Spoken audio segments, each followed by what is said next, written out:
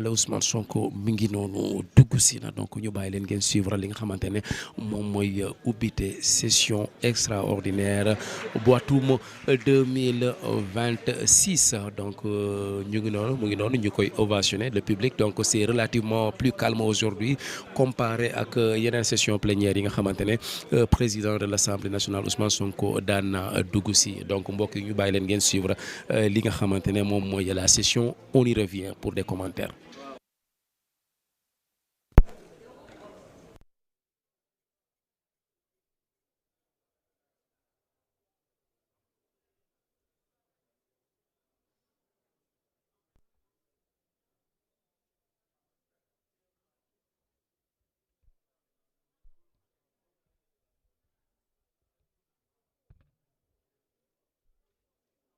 La séance est ouverte.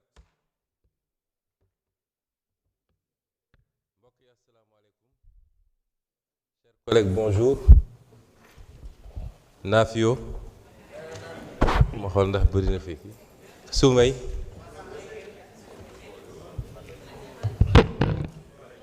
Mbaddaak Mbadda Tampiri Mbadda Selli.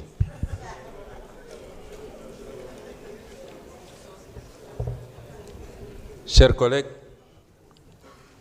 à l'entame de cette séance, je tiens à signaler que nos collègues Anne-Marie Sintine et Sokhna Ba et Djumo Soare se sont excusés de ne pouvoir assister à cette séance. S'il n'y a pas d'observation, nos collègues sont excusés. Nous allons passer à la vérification du quorum. Je vous prie de vouloir bien insérer vos cartes dans les machines.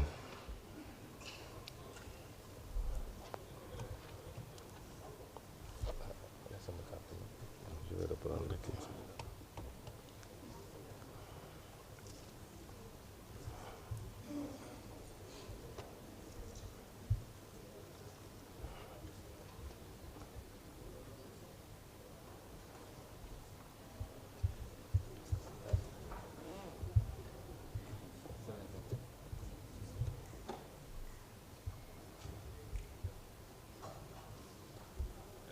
Est-ce qu'on va pas faire ça avec la liste, la lecture de la liste? C'est bon, on est là. Ça marche? Oui. C'est bon. Tu as combien?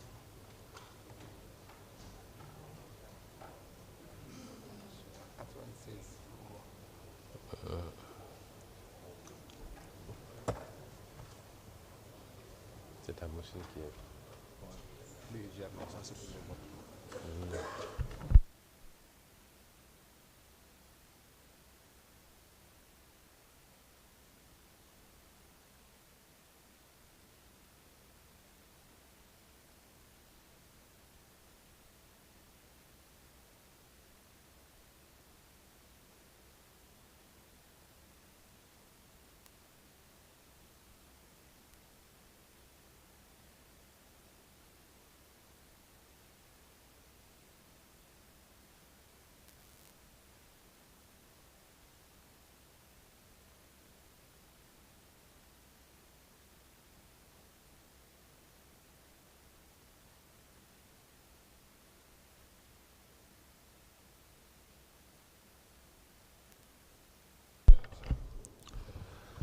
Tout le monde a fini de voter?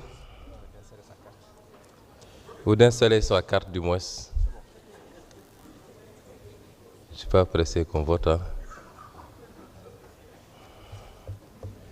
Parfait. Le bureau constate la présence en séance de 97 députés, 100 députés. De 100 députés sur 165, le quorum est atteint. L'Assemblée est dans les conditions requises pour délibérer valablement. En conséquence, je déclare ouverte la première session extraordinaire de l'année 2026 de l'Assemblée nationale, convoquée par arrêté de bureau numéro 192 du 6 août 2026. Mes chers collègues, à titre d'information, j'ai reçu les affaires suivantes.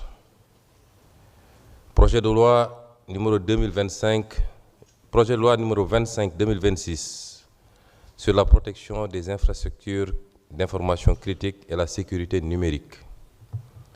Projet de loi numéro 26/2026 autorisant le président de la République à ratifier le traité de Marrakech visant à faciliter l'accès des aveugles, des déficients visuels et des personnes ayant d'autres difficultés de lecture des textes imprimés aux œuvres publiées, adopté à Marrakech le 27 juin 2013 et entré en vigueur le 30 septembre 2016.